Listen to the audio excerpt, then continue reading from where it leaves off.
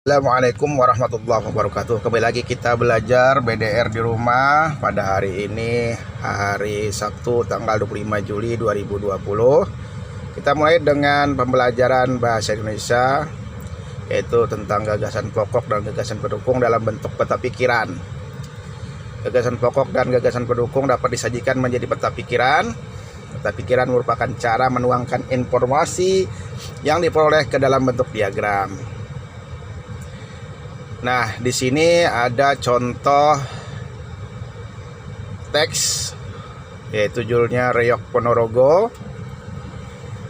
Ya, Bapak bacakan. Reog Ponorogo merupakan kebudayaan yang berasal dari Jawa Timur. Pertunjukan reog ditampilkan dalam bentuk topeng berbentuk kepala singa yang dikenal sebagai singa barong. Reog Ponorogo menceritakan tentang Raja Ponorogo yang berniat melamar Putri Kediri. Nah, gagasan pokoknya adalah biasa yang pernah Bapak sampaikan adalah di awal paragraf, ya, di kalimat pertama. Gagasan pokoknya adalah Reog Ponorogo berasal dari Ponorogo, Jawa Timur. Jadi gagasan pokoknya terdapat di awal paragraf di kalimat pertama. Selanjutnya gagasan pendukung.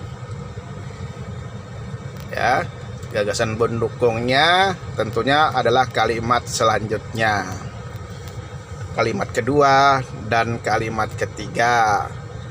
Nah, di situ gagasan pendukungnya adalah satu tentang singa barong. Kemudian di kalimat yang ketiga, gagasan pendukungnya isi cerita Reog Ponorogo. Nah, mudah-mudahan dari sekian kali kita mempelajari tentang gagasan pokok dan gagasan pendukung, anak-anakku semua kelas 4B sudah pada paham tentang gagasan pokok dan gagasan pendukung tersebut.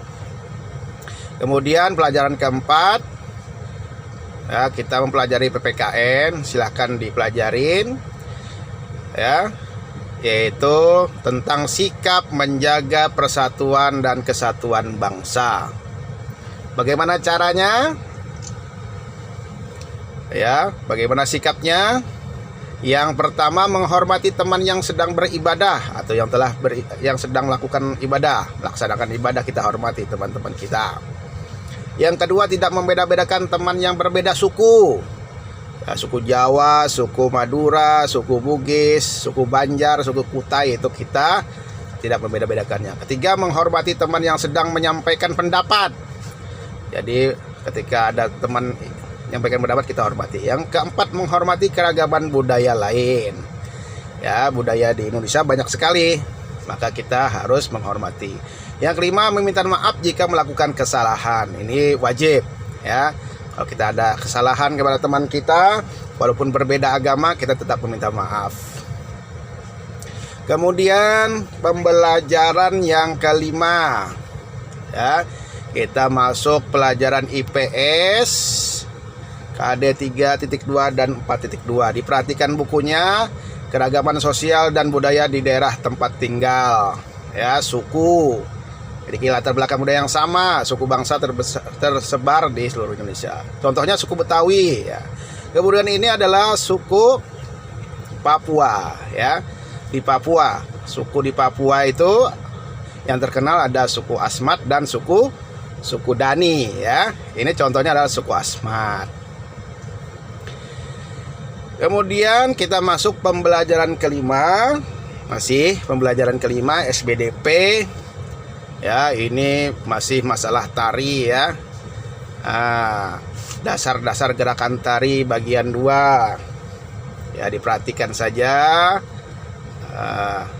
Kalau perlu dipraktikkan boleh, ya.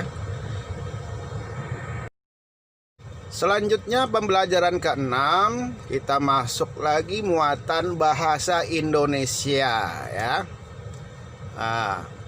Yaitu menentukan gagasan pokok dan gagasan pendukung lagi, tapi dengan cara membaca di dalam hati. Bagaimana caranya? Ya, kita baca, ya, dengan cara membaca di dalam hati. Membaca dalam hati itu apa artinya? Membaca tanpa mengeluarkan suara, ya, tapi tetap pikiran kita fokus kepada bacaan ya. Dibiasakan membaca tanpa mengeluarkan suara atau dalam istilahnya adalah membaca dalam hati ya. Kegiatan membaca dengan seksama yang bertujuan untuk memahami dan mengerti isi dari teks yang dibaca. Nah, itu adalah membaca dalam hati ya. Nah, mudah-mudahan apa yang Bapak sampaikan dapat dipahami dan kita akan lanjutkan pada hari Senin yang akan datang. Wassalamualaikum warahmatullahi wabarakatuh.